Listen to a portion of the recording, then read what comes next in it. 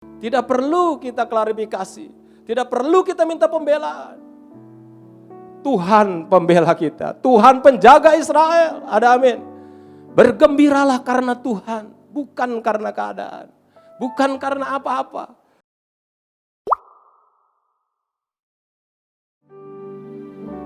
Tuhan Yesus, kami bersyukur Tuhan. Kami bersyukur. Ini pujian kami Tuhan. Ini doa kami malam ini.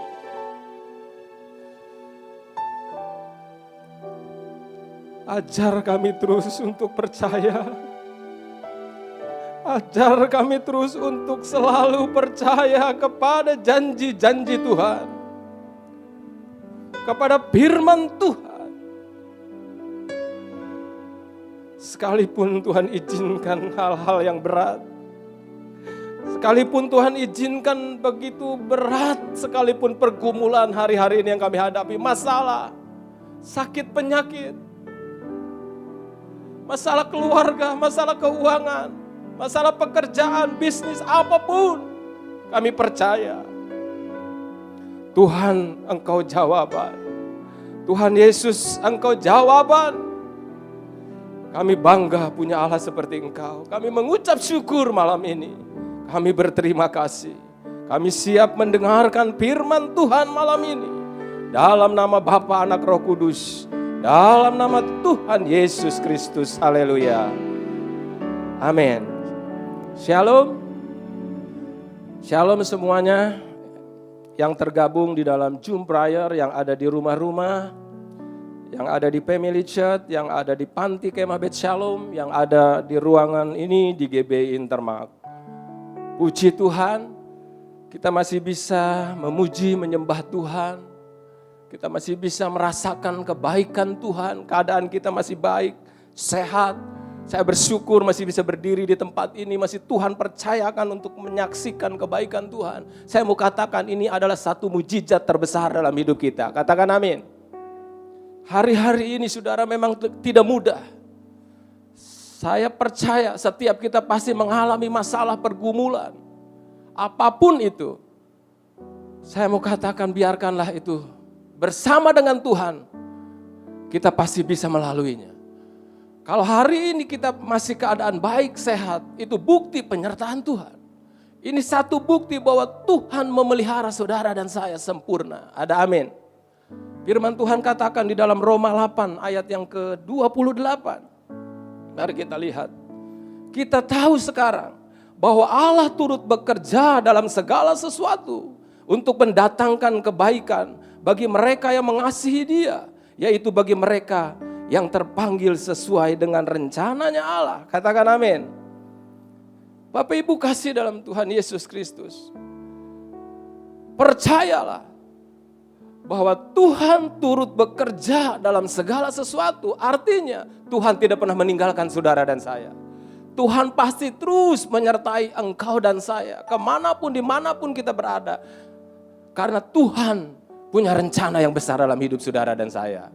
Karena Tuhan punya tujuan dalam hidup saudara dan saya. 1 Korintus 10 ayat 13. Pencobaan-pencobaan yang kamu alami. Itu adalah pencobaan-pencobaan biasa. Yang tidak akan melebihi kekuatan manusia. Sebab Allah setia. Karena itu Ia tidak akan membiarkan kamu dicobai. Melampaui kekuatanmu. Pada waktu kamu dicobai, Ia akan memberikan kepadamu jalan keluar. Sehingga kamu dapat menanggungnya. Katakan amin. Jadi saudara kasih dalam Tuhan, apapun yang kita hadapi, apapun masalah yang kita alami, Allah kita itu setia. Kita harus percaya, Tuhan Yesus ketika kita diizinkan menghadapi ujian, pencobaan, Dia tidak akan pernah memberikan ujian itu melebihi atau melampaui kekuatan kita. Artinya bersama dengan Tuhan, engkau dan saya pasti bisa melaluinya. Pasti bisa melewatinya. Karena itu tetap percaya. Tuhan punya rencana. Saudara kasih dalam Tuhan. Saya mau saksikan. Saya yakin dan percaya. Kalau kita mengiring Tuhan, sungguh-sungguh mengandalkan Tuhan dalam kehidupan kita.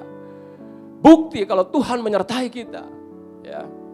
di tengah pergumulan, di tengah masalah, kesulitan, kesukaran yang ada, ya pastinya kita lihat, saya punya customer, saya tagih, bro, saya bilang, ini kapan mau bayar lagi? Ini udah sekian bulan lewat dari perjanjian, saya bilang, ya kan? Iya kok, dia panggil saya kok. Waduh, pusing. Nah, jawabannya selalu pusing. Saya juga bingung, udah gak bisa ngapa-ngapain lagi, udah gak bisa berbuat apa lagi. Stok begitu banyak di gudang. Ya kan? Gak bisa dikirim ke Dev Store, mau dikirim kagak boleh. Ditagih gak dibayar. Dia janjiin tahun depan. Dia bilang kalau dia izinkan jual, dia bilang saya bisa jual di online kok. Jadi saya bisa cicil utang kok. Nah, tapi ini ada merek khusus, ada brand yang khusus, dia bilang nggak boleh dijual. Dia bilang saya hanya bisa berdoa kok. Saya percaya. Dia bilang kepada saya, ini nggak mungkin selamanya begini. Pasti ada jalan keluar. Kita hanya bisa berdoa aja. Dia juga saksikan. Akhirnya saya cerita, nagih, akhirnya sharing. Dia bilang, wah teman saya lagi, dia bilang, yang punya brand yang lain, merek, baju yang lain. Wah, dia ngomong kepada teman saya yang ditagih ini, dia bilang, stok di gudang itu ratusan miliar. Dia bilang, 1 bulan lagi kalau terus begini, ini perusahaan bisa tutup. Gak akan bisa bayar gaji karyawan. Wah, berat memang gak gampang, dia bilang. Terus dia cerita lagi, ada satu temannya lagi. Akhirnya ngobrol-ngobrol lagi, akhirnya cerita tentang Tuhan. Dia bilang, yang satu dia bilang, punya merek brand yang lain lagi. Kan banyak teman kita cerita akhirnya masalah-masalah yang sedang dihadapi hari-hari ini. Kesulitan yang sedang dihadapi, kredit macet yang sedang dialami oleh teman-teman semua di rekanan bisnis. Dia bilang, yang satu ini sakit, saking stresnya masuk rumah sakit bolak-balik, dia bilang. Akhirnya dia bersama dengan teman-temannya, dia datang berdoa, dia injilin, saudara kasih dalam Tuhan. Akhirnya dia percaya Tuhan Yesus dan dia terima Yesus Kristus Tuhan sebagai Tuhan dan Juru Selamat dalam hidup dia. Akhirnya istrinya, anaknya juga terima Tuhan Yesus. Ini bukti kalau Tuhan menyertai orang-orang yang percaya kepada dia. Katakan amin. Saudara, kita harus percaya bahwa Tuhan selalu menyertai saudara dan saya. Pasti ada jalan keluar bersama dengan Tuhan. Tidak mudah memang, saudara. Masuk tanggal 1 Januari 2020, itu Jakarta dilanda banjir. Wah, banyak orang-orang mengalami kerugian. Mobil-mobil terendam, rumah-rumah kena banjir bandang. Jadi setelah itu disusul COVID-19. Saudara kasih dalam Tuhan, ini terus terjadi sampai hari ini, saudara kasih dalam Tuhan. Sehingga menyebabkan, saudara kasih dalam Tuhan, orang-orang mengalami kesulitan. Ya kan? Lewat COVID-19 ini, lewat wabah yang sedang terjadi ini. Banyak orang yang stres, rumah-rumah sakit penuh, full. Bukan hanya sakit COVID-19, banyak yang karena stres. Ya kan? Karena COVID-19 ini diberlakukan berkali-kali PSBB, ya, sehingga sangat mengganggu buat orang-orang bisnis untuk perputaran ekonomi, ya. Sehingga tidak sedikit perusahaan-perusahaan yang mengalami masalah. Teman saya cerita berkali-kali, berorang-orang, ini untuk tutup gaji karyawan aja, tiap bulan itu minus, ya kan? Ini kalau terus begini gimana? Jadi semua tuh orang ketakutan hari-hari ini, saudara kasih dalam Tuhan. Ya kan? Ini yang sedang terjadi. Dampak COVID-19 banyak sekali. Saudara kasih dalam Tuhan, fenomena yang baru saya melihat, perubahan-perubahan yang di luar prediksi yang saya nggak nyangka, saudara kasih dalam Tuhan. Ya kan? Tingkat perceraian rumah tangga meningkat. Saudara kasih dalam Tuhan Yesus Kristus. Dan yang sangat ditakutkan, ya kan? Jika terus seperti ini, Indonesia bisa masuk badai resesi. Jika saudara kasih dalam Tuhan, karena dilihat dari kuartal kedua, ya, itu negatif. Kalau masuk kuartal ketiga negatif lagi, bisa masuk badai resesi. Dan kalau kita dengar, negara-negara lain sudah mengalami resesi. Saudara, betapa sulitnya, betapa sukarnya, ini kenyataan yang sedang ada di depan kita. Sangat menakutkan, sangat menyeramkan jika tidak bersama dengan Tuhan. Jika Tuhan tidak menyertai kita.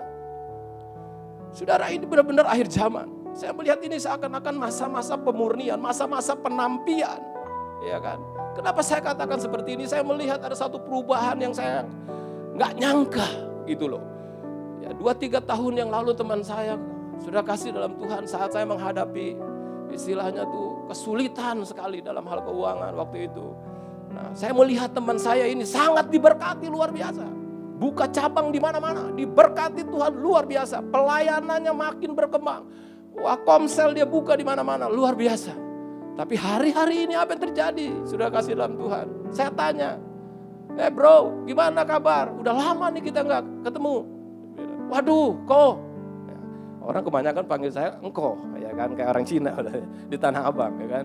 Nah, waduh, kok tiap hari mabuk. Hah, mabuk? Mabuk apa, bro? Mabuk-mabukan kok, minum-minuman. Dia bilang begitu. Wah, pusing kok. Dia bilang, sekarang gak gampang bisnis. Nah, ceritanya kesulitan lagi. Ini yang sedang terjadi, sudah kasih dalam Tuhan. Nah, sudah kasih dalam Tuhan. Ini hamba Tuhan juga, teman saya lagi. Ini pendeta. Dia mau bercerai. Ini hamba Tuhan. Hanya karena ekonomi. Ribut, berantem, pukul-pukulan. Ya kan? Ini pendeta, hamba Tuhan. Ini sedang terjadi hari-hari ini. Istrinya minta bercerai. Nah, saudara, saat-saat ini sedang terjadi hari-hari ini karena COVID-19. Saya melihat orang-orang itu baru tahu siapa aslinya. Ada satu pengusaha besar. Ini saya selalu saksikan apa yang saya dengar, apa yang saya alami bersama dengan teman-teman saya. Dan ada yang hubungannya dengan pekerjaan saya. Ya kan? Karakternya ini baru bisa ketahuan. Kalau lagi kerja, lagi bisnis, ya kan? Selalu cerita tentang Tuhan. Ya kan? Kalau kita ke rumahnya, Alkitab di ruang tamu. Ya kan? Di mobil selalu ada lagu-lagu rohani, ya kan? Nah, tapi ketika ditagih, dia bukan orang gak punya uang. Ya kan? Asetnya udah gak kehitung. Boleh dibilang konglomerat. Tapi ketika kita tagih, udah bukan seperti hamba Tuhan. Udah bukan seperti anak Tuhan. Kayak preman. Galakan dia ditagihnya. Galakan yang punya hutang daripada yang mau nagih. Sudah kasih dalam Tuhan. Banyak ini saya alami. Justru saya melihat, kok bisa seperti ini? Saya kaget. Dan dia mungkin gak bisa bayar. Saya tahu persis gitu loh, siapa dia. Dan sudah sekian puluhan tahun saya bisnis dengan dia. Sudah kasih dalam Tuhan. Tapi saya melihat tidak semua orang seperti itu. Bukan anak Tuhan. Bukan orang percaya. Saya baru tanya aja. Besok 1-2 hari dia udah transfer. Saya melihat, Tuhan, kok bisa ya? Saya bertanya dalam hati saya dalam doa. Tuhan, jangan biarkan, jangan izinkan saya seperti orang fasik, Tuhan. Ya kan? Jaga hati saya, Tuhan. Ketika saya hadapi pergumulan yang begitu berat. Saudara, saya pun bukan gak ngalami pergumulan. Setiap kita alami pergumulan berbeda-beda. Mungkin sakit penyakit. Saat saya juga diponis sakit, saya langsung gemetaran, saudara kasih dalam Tuhan. Saya paling takut sakit. Ya kan? Macam-macam. Ada masalah keuangan, masalah keluarga. Saya cuma bisa menangis di kaki Tuhan. Sudah saya kepada Tuhan, jangan biarkan saya kecewa. Doa saya seperti itu kepada Tuhan. Tuhan, katanya Engkau menyertai, katanya Engkau turut bekerja, katanya Engkau punya rencana dalam kehidupan kami orang percaya. Tapi kenapa ini diizinkan terjadi, Tuhan? Saudara, saya dapat ayat ini. Mari kita baca. Lukas 8 ayat 17. Sebab tidak ada sesuatu yang tersembunyi yang tidak akan dinyatakan. Dan tidak ada sesuatu yang rahasia yang tidak akan diketahui dan diumumkan. Markus 4 ayat 22, demikian firman Tuhan. Sebab tidak ada sesuatu yang tersembunyi yang tidak akan dinyatakan. Dan tidak ada sesuatu yang rahasia yang tidak akan tersingkap. Artinya saudara kasih dalam Tuhan, hari-hari ini, lewat kesulitan, lewat masalah, lewat kesukaran, asli karakter kita bisa ketahuan hari-hari ini. Waktu yang akan menguji. Hari-hari ini saudara boleh dilihat, ketika orang menghadapi masalah, baru ketahuan siapa dia aslinya. Biasanya kalau di atas mimbar, ya kan, itu dikagumi oleh ribuan jemaat. Terkenal, siapa yang gak tahu, sangat dihormati. Bahkan baru tumpang tangan langsung tumbang. Tetapi di luar mimbar di sana, hari-hari ini disingkapkan. Bertahun-tahun mungkin disembunyikan dosa itu. Hari ini Tuhan permalukan. Tuhan umumkan perselingkuhan yang sedang terjadi. Saudara, ini sedang terjadi di hadapan kita. Pendeta-pendeta, imam-imam besar, para pemimpin, gembala-gembala sibuk urus organisasi. Main politik, main serang pengajaran sana sini dan yang lainnya. Dia beranggapan, saya lebih baik, saya lebih benar daripada dia. Kalau tidak cocok, keluar, pindah organisasi, pindah sinode, mudah.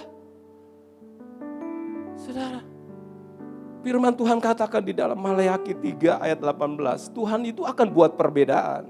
Maka kamu akan melihat kembali perbedaan antara orang benar dan orang fasik, antara orang yang beribadah kepada Allah dan orang yang tidak beribadah kepadanya. Garis bawahi orang fasik. Orang fasik ini di atas mimbar seperti saya khotbah, hanya pandai berkhotbah tapi dia tidak menjadi pelaku firman. Saudara kasih dalam Tuhan, ini sangat mengerikan. Mari setiap kita hari-hari ini introspeksi diri kita masing-masing. Kita jangan pedulikan orang lain. Kita belum tentu lebih baik dari orang lain. Ya kan? Yang terpenting, apakah yang kita lakukan? Apakah yang kita kerjakan hari-hari ini? Rumah tangga kita, pekerjaan kita, bisnis kita, pelayanan kita, cara atur keuangan kita, hubungan keluarga kita, apakah sudah sesuai dengan yang Tuhan inginkan? Ini yang paling penting. Yang terpenting adalah hati kita di hadapan Tuhan hari-hari ini. Karena ini masa-masa akhir zaman, masa yang sukar, masa di mana Tuhan sedang memurnikan. Dalam kitab Daniel dikatakan di akhir zaman bahwa akan ada banyak orang itu disucikan, dimurnikan dan diuji. Imannya diuji, pengiringannya akan Tuhan diuji. Ya kan? Tetapi orang fasik tidak akan memahaminya katanya di dalam Daniel 12 ayat 10. Orang fasik gak paham, dia gak tahu. Karena sudah sekian lama dia kompromi. Sampai berbuat salah pun dia udah gak tahu lagi. Ini salah apa benar? Mengerikan. Tetapi hanya orang bijaksana yang mengerti dan memahaminya. Siapa orang bijaksana? Orang bijaksana, orang yang selalu terus melayani Tuhan, mengiring Tuhan. Di tengah badai, di tengah kesukaran, dia setia. Dia tetap melayani, dia tetap percaya kepada Tuhannya. Ada amin? Saudara, mari introspeksi diri kita. Apakah sudah sesuai dengan yang Tuhan inginkan? Jangan sampai Tuhan murka. Jangan sampai Tuhan marah. Firman Tuhan katakan, dia bisa membuat miskin dan kaya. Dia bisa mengangkat, dia bisa meninggikan dan dia bisa merendahkan. Firman Tuhan katakan. Mari kita lihat 1 Samuel 2 ayat 6. Demikian firman Tuhan. Tuhan mematikan dan menghidupkan. Ia menurunkan ke dalam dunia orang mati dan mengangkat dari sana. Ayat yang ke-7. Tuhan membuat miskin dan membuat kaya. Ia merendahkan dan meninggikan juga. Saudara, Tuhan berdaulat atas hidup saudara dan saya. Kalau hidup kita benar di hadapan Tuhan, Tuhan akan angkat tinggi hidupmu. Katakan amin. Percaya, tetap pegang janji Tuhan di masa yang sukar, di tengah proses yang sulit dan sukar, di tengah pemurnian yang ada, di tengah masalah yang sedang kau hadapi. Jangan takut, percaya, pegang janji Tuhan. Katakan amin. Saudara, pergunakan waktu yang ada, karena waktu begitu cepat berlalu, kita nggak tahu waktunya Tuhan. Pastikan hari ini, apapun yang kita kerjakan, ada Tuhan di sana. Ada nama Tuhan dipermuliakan di sana. Pergunakan waktu yang ada. Efesus 5 ayat 16 katakan. Karena hari-hari ini adalah jahat. Dan lakukan segala sesuatu bersama dengan Tuhan. Prioritaskan Tuhan, utamakan Tuhan. Ada amin? Dan kita harus mengerti apa yang Tuhan mau. Kalau engkau dan saya ditempatkan di sini untuk melayani Tuhan, kita harus tahu. Kita harus setia. Apa yang Tuhan inginkan. Jangan mendahului Tuhan.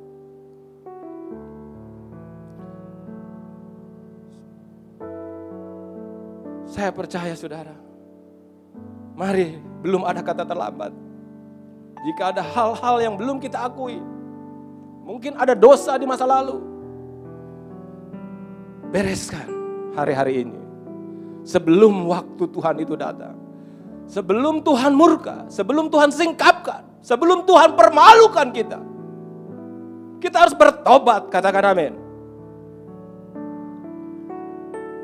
Mari saudara akui, rendahkan hati kita di hadapan Tuhan. Yesaya 59 ayat 1 dan 2. Sesungguhnya tangan Tuhan tidak kurang panjang untuk menyelamatkan, dan pendengarannya tidak kurang tajam untuk mendengar. Tetapi yang merupakan pemisah antara kamu dan Allahmu ialah segala kejahatanmu. Dan yang membuat dia menyembunyikan diri terhadap kamu ialah segala dosamu. Katakan amin. Mari akui dosa-dosa yang kita perbuat. Baik yang kita sengaja maupun yang tidak. Baik yang kita sudah lupa sekalipun. Mari kita mengaku di hadapan Tuhan. Percayalah. Saudara, di musim-musim apapun, di masa-masa yang sukar ini, di masa pemurnian ini, untuk kita tetap berkenan, untuk tetap Tuhan selalu bersama dengan kita, menyertai kita, berjalan dalam rencananya Tuhan, dan selalu memiliki respon yang benar di hadapan Tuhan. Pertama, kita harus perkatakan firman Tuhan. Selain perkatakan, kita harus lakukan, dan kita imani. Dan kita harus percaya bahwa firman Tuhan adalah hidup. Firman Tuhan adalah Tuhan sendiri. Firman Tuhan adalah ya dan amin. Dan itu pasti terjadi. Yosua 1 ayat yang ke-8. Firman Tuhan katakan, janganlah engkau lupa memperkatakan kitab Taurat ini, tetapi renungkanlah itu siang dan malam, supaya engkau bertindak hati-hati sesuai dengan segala yang tertulis di dalamnya. Sebab dengan demikian perjalananmu akan berhasil dan engkau akan beruntung. Katakan amin. Jika mau berhasil dan beruntung, perkatakan firman, lakukan firman, imani, percaya bersama dengan Tuhan, kita bawa di dalam doa-doa kita. Maka itu akan terjadi dan terlaksana, dan hidupmu dan hidupku, apapun yang kita kerjakan bersama Tuhan, keberhasilan Tuhan akan nyatakan dalam hidup saudara dan saya. Hal yang kedua, kita harus bersandar kepada Tuhan. Dan kita harus terus percaya kepada Dia. Jangan mengandalkan pengertian kita sendiri. Mari kita buka Amsal 3 ayat yang ke-5. Demikian firman Tuhan. Percayalah kepada Tuhan dengan segenap hatimu. Dan janganlah bersandar kepada pengertianmu sendiri. Artinya, jangan mengandalkan kekuatan kita. Jangan mengandalkan pengalaman kita. Jangan mengandalkan pangkat kita. Jangan mengandalkan aset kita. Andalkan Tuhan di atas segala-galanya dalam kehidupan saudara dan saya. 2 Korintus 5 ayat yang ke-7. Sebab hidup kami ini adalah hidup karena percaya, bukan karena melihat. Artinya begini, sekalipun kita melihat ini gak mungkin. Nothing ini. Mana mungkin. Udah jelas 2 tambah 2 ini 4. Ya kan? Dibilang 2 tambah 2 itu 3. Kita jelas banget. Tapi saudara kasih dalam Tuhan, hidup kita ini bukan, kepercayaan kita ini bukan berdasarkan apa yang kita lihat. Dokter bilang ini penyakit gak akan sembuh. Tapi dalam Yesus Kristus ada kesembuhan. Dalam Yesus Kristus yang mati menjadi bangkit. Amin. Yang susah Tuhan bisa sanggup berkati. Karena Dia yang berdaulat atas hidup kita. Dia yang mengangkat dan meninggikan. Dia yang merendahkan juga. Asalkan hidupmu berkenan di hadapan Tuhan. Amin. Asalkan kita pegang terus janji-janji Tuhan. Hal yang ketiga ini yang terakhir, bergembiralah karena Tuhan. Ini poin yang sangat saudara kasih dalam Tuhan, menentukan di dalam kehidupan kita. Kita bergembira itu bukan karena kita diberkati, itu oke, ya kan? Tapi itu nggak akan bisa lama, nggak akan langgeng. ketika kita punya segala-galanya, itu pun gak akan bisa. Tetapi kalau kita bergembira karena Tuhan, itulah kekuatan kita. Ada amin. Mazmur 37 ayat yang keempat. Dan bergembiralah karena Tuhan, maka Ia akan memberikan kepadamu apa yang diinginkan hatimu. Ayat yang kelima, serahkanlah hidupmu kepada Tuhan dan percayalah kepadanya dan Ia akan bertindak. Ayat 6, Ia akan memunculkan kebenaranmu seperti terang dan hakmu seperti siang. Katakan amin. Saudara kasih dalam Tuhan, kalau hidupmu benar, kalau engkau bersandar kepada Tuhan, sekalipun orang dunia ya kan, gak menganggap kita, sekalipun orang mempersalahkan kita, waktu yang akan berbicara. Siapa saudara, siapa kita? Tidak perlu kita klarifikasi, tidak perlu kita minta pembelaan. Tuhan pembela kita, Tuhan penjaga Israel. Ada amin. Bergembiralah karena Tuhan, bukan karena keadaan, bukan karena apa-apa. Maka Ia akan memberikan apa yang diinginkan hatimu. Hari ini, apa yang saudara dan saya inginkan? Bergembiralah, bersukacitalah, percayalah, perkatakanlah firman. Tuhan pasti kabulkan dalam hidup saudara dan saya. Amin. Saudara, saya akan akhiri dengan sebuah kesaksian. Dalam kehidupan saya, saudara kasih dalam Tuhan, saya terus berdoa bertahun-tahun terutama untuk keluarga saya. Terutama buat keluarga saya yang belum percaya kepada Tuhan. Maka tadi saya katakan, saya ingat sekali. Ini saya diingatkan kembali. Waktu itu buka dan tutup tahun saya ada di Singapura. Saya ada di Takashimaya waktu itu. Saya mau jam 12 tuh sampai jam 1 gitu ya kan, ngikutin. Biasanya kan seperti itu. Ya kan? Saya terus berdoa kepada Tuhan sebelum jam 1. Tuhan, saya naikkan doa-doa saya kepada Tuhan. Pergumulan saya, untuk anak saya, untuk keselamatan papa saya, mama saya, kakak saya, koko saya yang belum percaya, teman-teman saya. Terutama saudara kasih dalam Tuhan. Tuhan, ini 2-3 tahun ini sebelum masuk 2020. Tuhan tahu betapa beratnya saya mengalami masalah dalam bisnis saya Tuhan. Tuhan, doa saya, pegang tangan saya Tuhan. Supaya masuk tahun 2020, saya tetap melayani Engkau. Saya tetap setia Tuhan. Walaupun kesulitan itu saya terus hadapi Tuhan. Saudara kasih dalam Tuhan. Roh Kudus memberikan saya penghiburan ketika jam 1 itu. Saudara kasih dalam Tuhan. Saya jadi lega. Dia beri penghiburan seperti ini. Anakku, aku akan melakukan sesuatu dalam hidupmu. Aku akan berperkara dalam kehidupanmu. Jangan takut anakku. Jaga hatimu. Asal engkau tidak kecewa. Terus setia melayani Tuhan. Aku akan lakukan perkara-perkara yang luar biasa dalam hidup. Aku akan memakai hidupmu di dalam pelayanan. Sudah kasih dalam Tuhan. Saya mengucap syukur. Waktu terus berjalan, saya lupa. 8 bulan berjalan, saya doa pagi. Jam 3 pagi, saya diingatkan kembali ini. Saudara, apa yang terjadi? Itu digenapi dalam kehidupan saya. Terutama saudara kasih dalam Tuhan. Sebelum Tuhan panggil, papa saya terima Tuhan Yesus Kristus. Waktu itu Lebaran Imlek, saudara kasih dalam Tuhan, Gyeong Si Paca, saya masih ingat banget. Waktu saya belum mau pulang, saya ke rumah sakit dulu. Sebelumnya saya terus doakan. Pak Gembala juga di tempat ini, teman-teman juga doakan papa saya supaya terima Tuhan Yesus. Nah, waktu hari Imlek itu saya datang.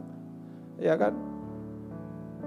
Saya dengar suara papa saya ngomong ketika saya doakan. Haleluya, haleluya, haleluya. Sambil saya pegang tangan saya bersama istri saya doakan.